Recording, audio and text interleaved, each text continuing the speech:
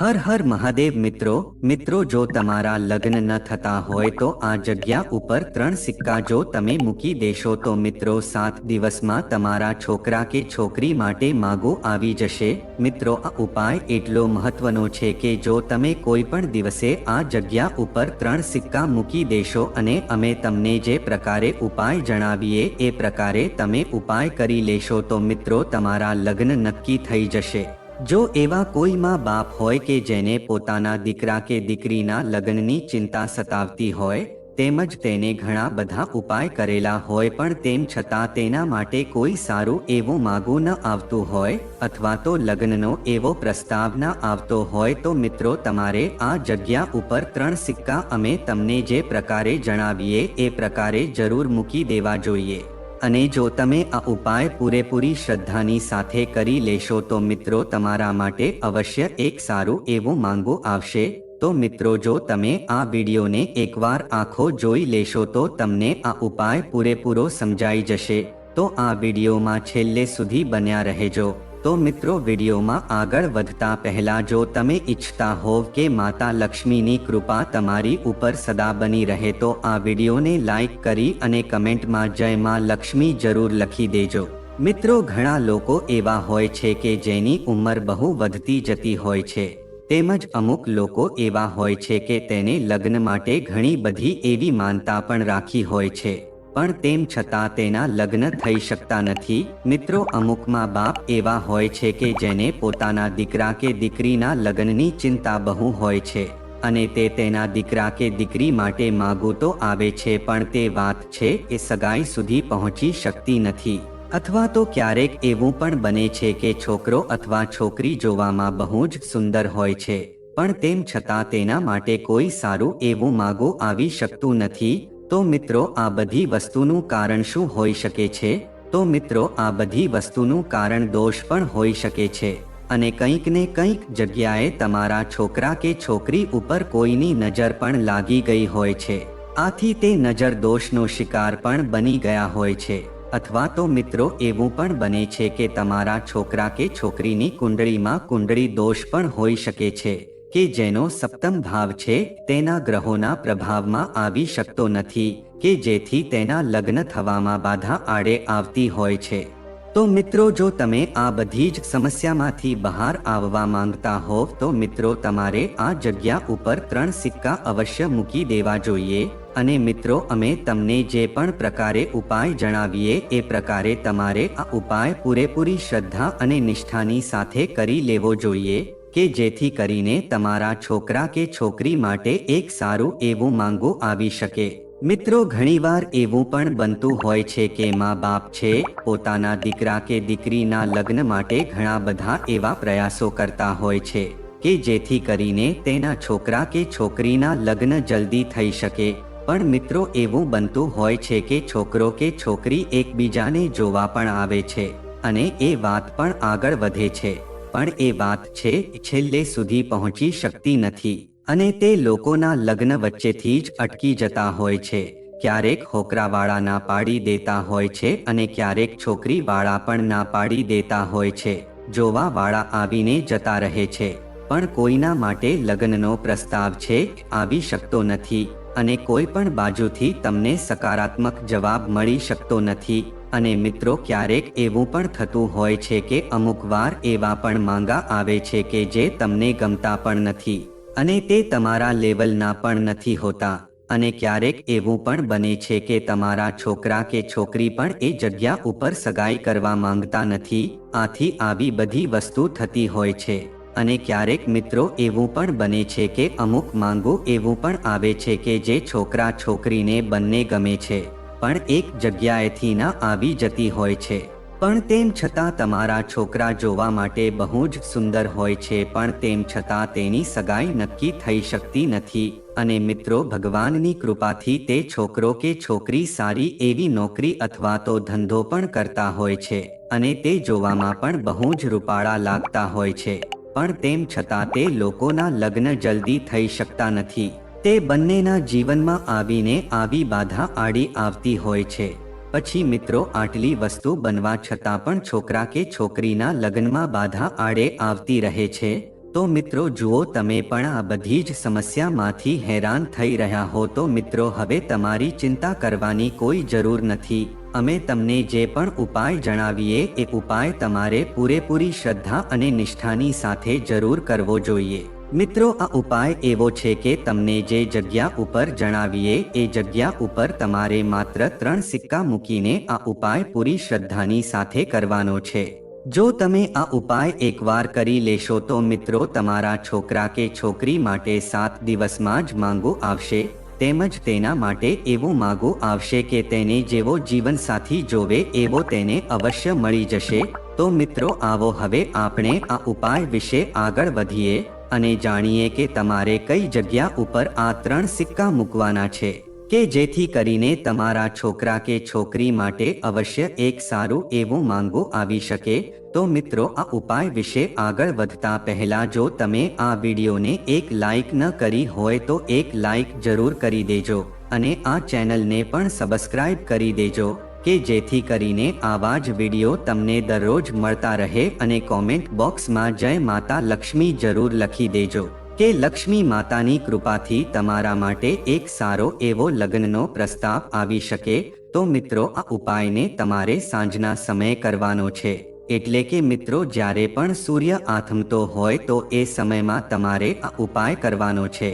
અને જો મિત્રો છોકરો કે છોકરી કે જેના લગ્ન ન થતા હોય તે લોકો જો આ ઉપાય કરવા માટે તે લોકો પાસે સમય ન હોય તો તેના મા-બાપ પોતે પણ તેના છોકરા કે છોકરી માટે આ ઉપાય અવશ્ય કરી શકે છે.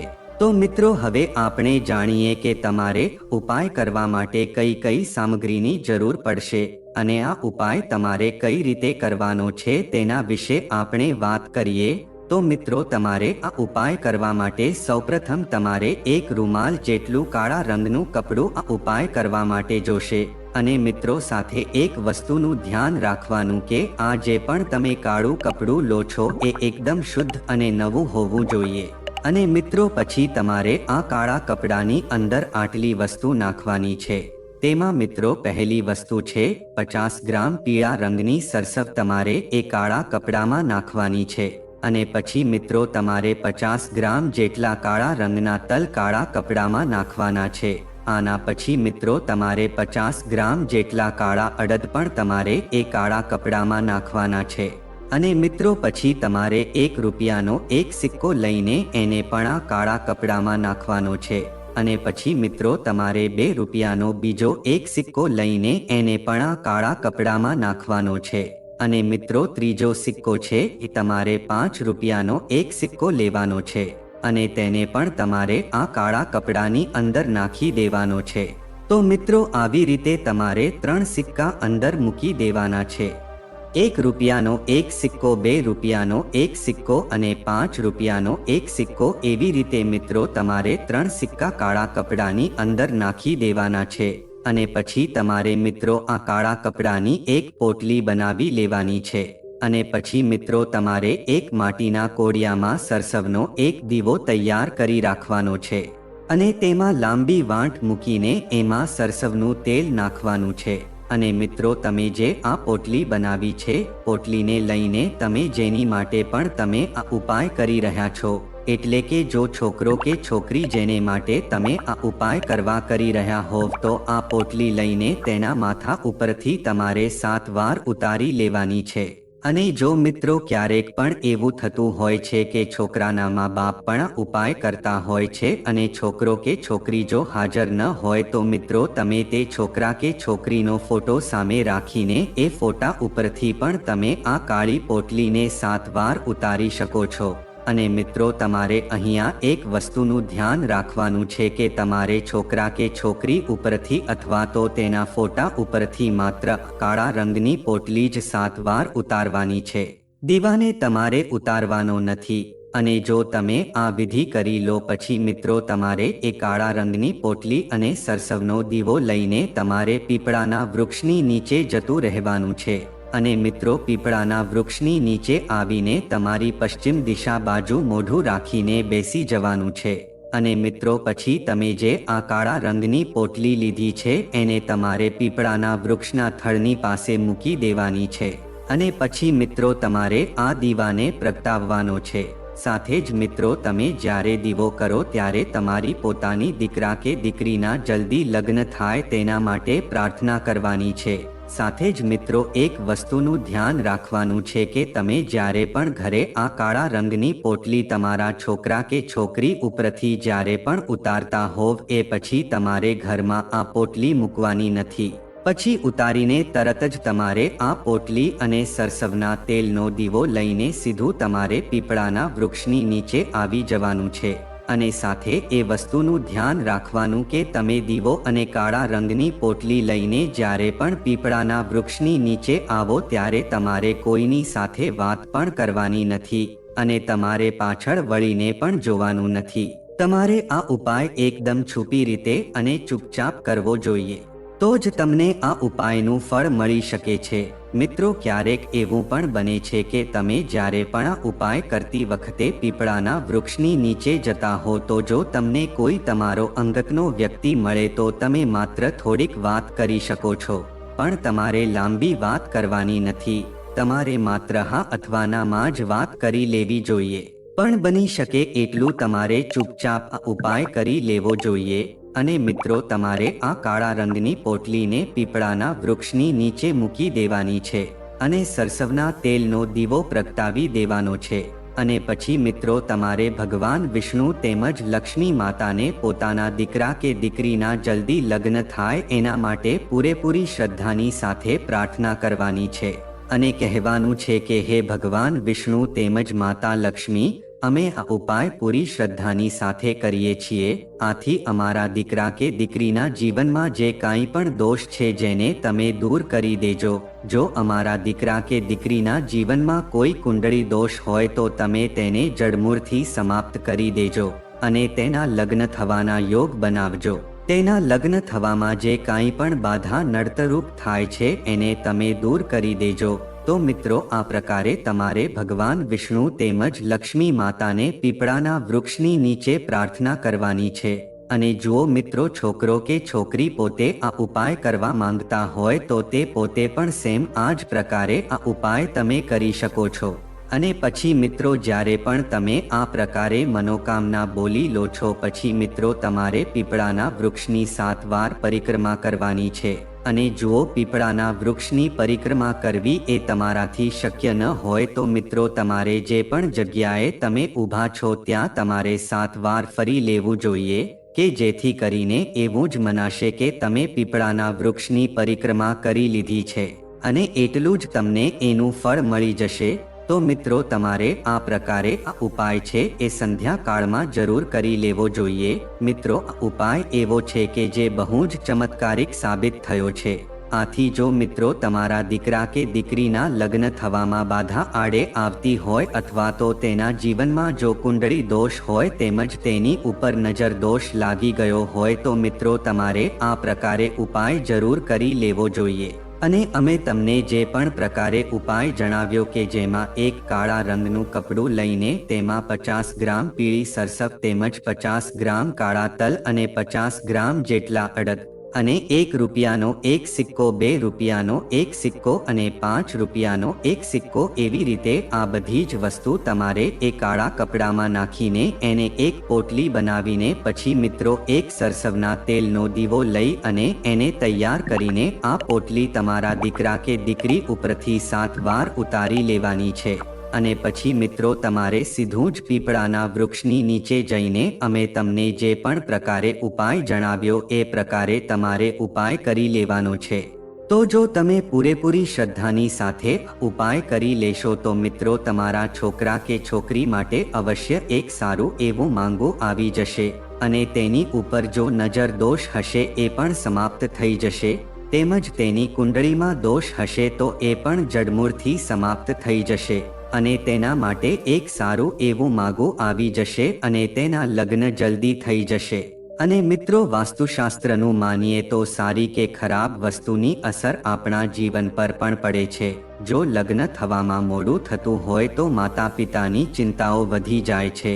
વાસ્તુશાસ્ત્ર અનુસાર ઘરમાં કોઈ વસ્તુ દોષના કારણે લગ્નમાં થવામાં કોઈ વિઘ્ન આવતું હોય છે એવામાં ઘરની દશાથી જોડાયેલી નાની નાની વસ્તુમાં સુધારો કરીને લગ્નમાં થવામાં આવતી અડચણો દૂર કરી શકો છો. મિત્રો, વાસ્તુ પ્રમાણે જે હોકરા હોકરીના લગ્ન થવામાં મુશ્કેલીઓ આવે છે તેને દક્ષિણ દિશા બાજુ પગ રાખીને ના સૂવું જોઈએ. આમ કરવાથી કોઈ સારા માંગા આવતા નથી અને કોઈને કોઈ મુશ્કેલીઓ આવતી જ રહે છે. આવા લોકો ઉત્તરની બાજુએ પગ રાખીને સૂવું જોઈએ. બને ત્યાં સુધી કાળા કપડાં પહેરવાથી દૂર રહેવું જોઈએ. આવા લોકો લાલ પીળા કપડાં પહેરી શકે છે. કાળો રંગ શનિ, રાહુ અને કેતુને દર્શાવે છે. જ્યારે પણ લગ્નની વાત કરવા માટે સંબંધીઓ જોવા આવે તો લાલ અથવા તો પીળા રંગના કપડાં પહેરવા જોઈએ. આમ કરવાથી તમારા લગ્નની વાત પક્કી થઈ જશે. તેમજ મિત્રો, જે લોકોના લગ્ન સંબંધમાં વિઘ્નો આવે છે તેને બંધ બારીઓ તેમજ દરવાજાવાળા ઓરડાઓમાં ના સૂવું જોઈએ. જે રૂમમાં સૌથી વધુ અંધારું હોય ત્યાં પણ ના સૂવું જોઈએ. શક્ય હોય તો ઘરની દિવાલોને ગુલાબી અથવા પીળા રંગથી રંગી દેવી જોઈએ. તેમજ જ્યોતિષ શાસ્ત્ર અનુસાર તમારા નહાવાના પાણીમાં હળદર ભેળવીને ગુરુવારના રોજ સ્નાન કરજો. આ પછી વિધિ પ્રમાણે ભગવાન બૃહસ્પતિની પૂજા કરજો અને 7 ગુરુવાર આ ઉપાય કરવાથી તમને લગ્ન સંબંધી તમામ સમસ્યાઓથી રાહત મળશે. પરંતુ ધ્યાન રાખજો કે આ દિવસો દરમિયાન તામસિક વસ્તુઓનું સેવન ન કરતા. તેમજ મિત્રો, બૃહસ્પતિ દેવના મંત્રોનો જાપ કરજો. કેળાના ઝાડને હળદર મિશ્રિત પાણી અર્પિત કરજો. આ પછી ઘીનો દીવો કરવો. ભગવાન બૃહસ્પતિના મંત્રો ઓમ ગુરવે નમઃ અથવા ઓમ બૃહસ્પત્યે નમઃ 108 વાર જાપ કરજો. આ ઉપાય સતત 6 ગુરુવાર સુધી કરો. આનાથી વહેલા લગ્નની શક્યતાઓ ઊભી થશે. તેમજ જ્યોતિષ શાસ્ત્ર અનુસાર જે લોકોના લગ્ન જીવનમાં સમસ્યાઓ આવી રહી છે તેમણે ગુરુવારે પીળા વસ્ત્રો પહેરવા જોઈએ. આ ઉપરાંત પીળા રંગની વસ્તુઓ જેમ કે પીળા રંગના કપડાં, હળદરનો ગઠ્ઠો, ગુરુ યંત્ર તમારા પર્સમાં રાખજો. આ ઉપાય ઓછામાં ઓછા 11 ગુરુવાર સુધી કરો. આનાથી તમને જલ્દી જ પરિણામ મળશે જ. માં દુર્ગાની પૂજા કરો અને જો તમારા લગ્ન જીવનમાં કોઈ સમસ્યા છે અથવા તમે લગ્ન વિશે કોઈની સાથે વાત કરી શકતા નથી તો એવું પણ થઈ શકે છે કે તમારી કુંડળીમાં રાહુ દોષ છે. તેનાથી છુટકારો મેળવવા માટે તમારે નિયમિત રીતે માં દુર્ગાની પૂજા કરવી જોઈએ. તેમજ 16 સોમવારનું વ્રત રાખજો.